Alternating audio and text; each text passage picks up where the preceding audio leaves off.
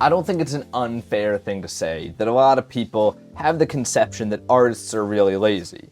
And coming from somebody who themselves is somebody who likes making art, yeah, I see where this comes from. I mean, one thing you can say about artists is they definitely know how to have a good time. They know how to chill. One of my favorite things is Picasso's daily routine. I think it's so funny because you'd assume, being Picasso, that he probably had like an insane regiment or was working 24/7, but this guy would wake up between 11 and 12 and just dilly-dally the whole day. He'd take a walk, he'd get some coffee, he'd meet up with somebody, just kind of chill for a little while, and then 9-10 p.m. he'd go to his studio and just paint all night. And then he'd go to bed and just do it all again the next day. That's a little, I mean, if that's not your dream life, I think you're crazy, because that's awesome. That's genuinely like the perfect life, right? Artists do know how to chill, right? They do. I don't think it's an unfair stereotype about artists. I also will say that I find that nobody knows how to chill better than somebody who's really good at their craft. I almost feel like it's like the better that you get at painting or writing or drawing, it's like the better you get at chilling too. It's like a side effect almost of doing art. This jokes aside here,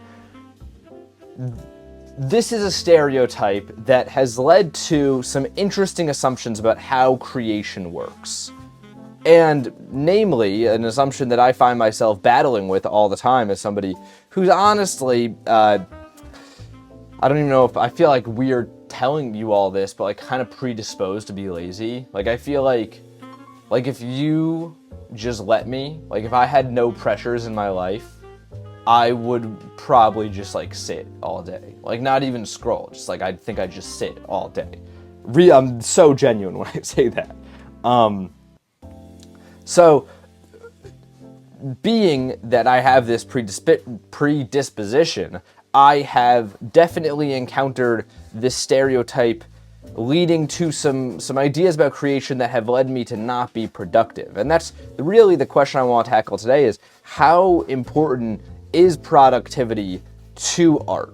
I think, especially in this time where like grinding has become almost a subculture in itself, right? There is so much content out there around grinding. And it's one of those unique styles of content even that like you can all tell me the look and feel of it.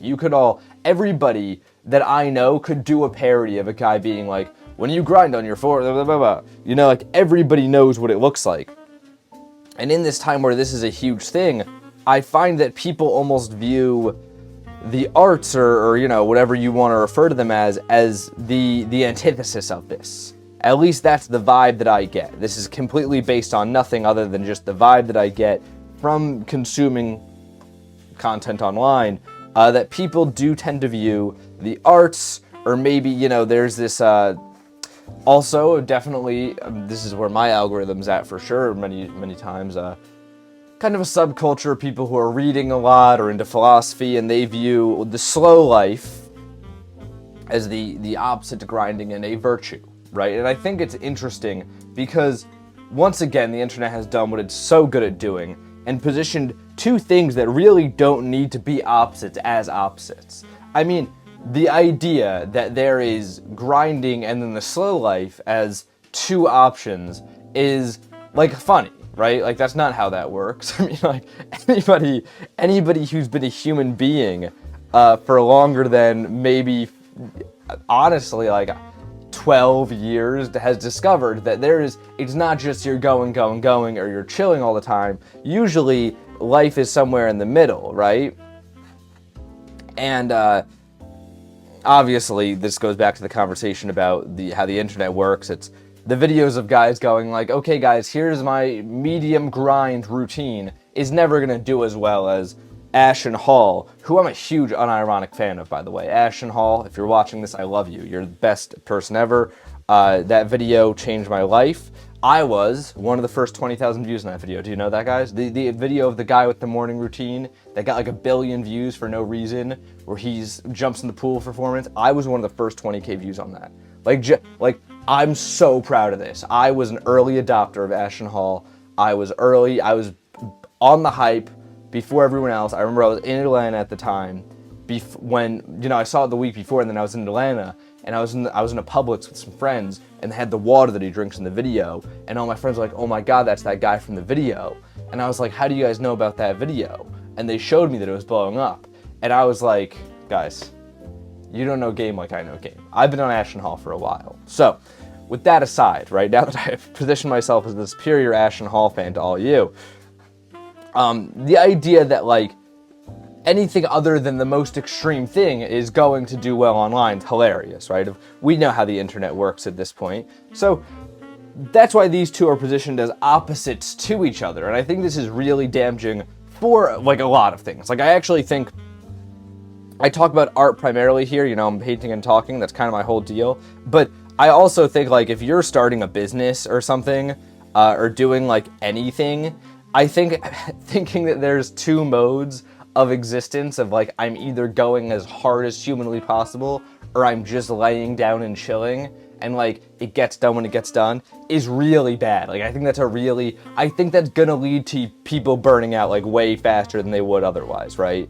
Not that I don't think many people have this conception in their head, but that is what we're here to think about, right? How useful is this for art? Because I think that as much as these two are opposites, doing these two extremes actually does have some benefit in art. Like, I think painting, drawing, writing, singing, whatever you do, is these arts are some of the only places where actually going, and then fully chilling might be beneficial. The tough part, though, is that, if you want to make good stuff, if you want to make good art, usually you're going to have to put some time in. I mean, there could be a prodigy in the audience, and that'd be really cool. I'd love to see you. I'd not see you. I'd love to see your art, rather. But, other than that, if you want to make good art, which I think most artists do, whether they're in it for fun or for a career, I think most people are like, I want to make good stuff. You need to be in this for a long time. Like, I would say, like, under 2 years of creating stuff is, like, don't expect much good, you know what I mean? That's kind of the way I think of it. Maybe a little bit reductive, I don't know, but, that's the way I've always seen it.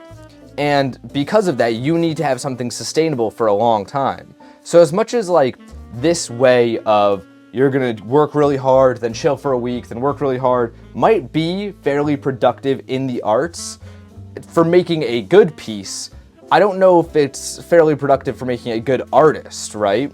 I think that the downtime in the arts is very important. I think that we have this rap of the artist being calm for a reason, because I don't know if you guys have ever had this experience, but I know me personally, like, I've been midway through a project and gone on, like, I'll go away for a week, right? Actually, the last time I went to Atlanta is a great example of this. I was midway through a bunch of projects, and I was, like, getting kind of frustrated, I was getting kind of stuck. I was working, like, double the hours because work was complicated, life stuff, whatever, X, Y, Z. And I went to Atlanta, and coming back from it after that, I came back, and I was able to make those projects way better. Some of which I even realized while I was there weren't necessary to do, or, I gotta look at this way, this project belongs here later, a lot of things. And those type of aha moments oftentimes do come from being away for a while, from being away from your workspace for a week or two, can really lead to some good developments. They really can. And that's why I think the arts have this rap, the idea of the aha moment, the light bulb click. I don't know much about actually being a scientist, but, like, we always see in movies the light bulb with the scientists go off, and I feel like that's probably not how it works in science, because you gotta, like, actually test stuff. That definitely does happen in the arts, though, of being like, oh, that's what I gotta do. That is a surprisingly common thing, one of the coolest things, actually. Comment your favorite light bulb moment you guys have had, because they're awesome. They're really cool. And I think that's why the arts have this rap. But you need to also learn how to work sustainably to keep producing work, right? Especially because there is an aspect of this that's just straight skill that we can't ignore here. There's a great deal of the arts that are just, like, taking, the image you have in your head of what you want to make is always going to be different than what you put onto the canvas or into the song or into the book, right? And learning, like, I think technical skill is defined as people learning their anatomy or learning, you know, grammar and syntax or music theory and music's case or chord progressions, things like that.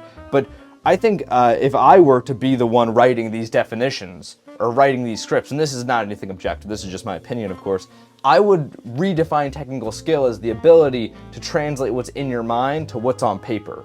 Because I think that's a genuinely underrated ability.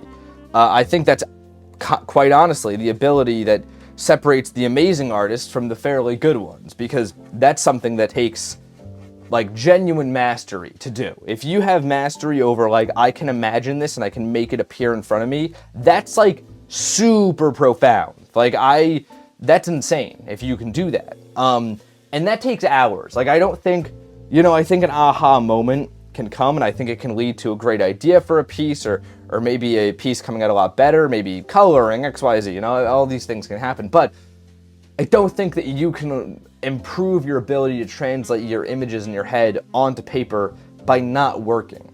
And that's why I think, you know, so much of life and art is learning to dance in a box, sort of. And I think this is the ultimate example of it. You gotta set up confines around you to make sure that you can consistently work hard enough that you also can rest and have those moments of clarity.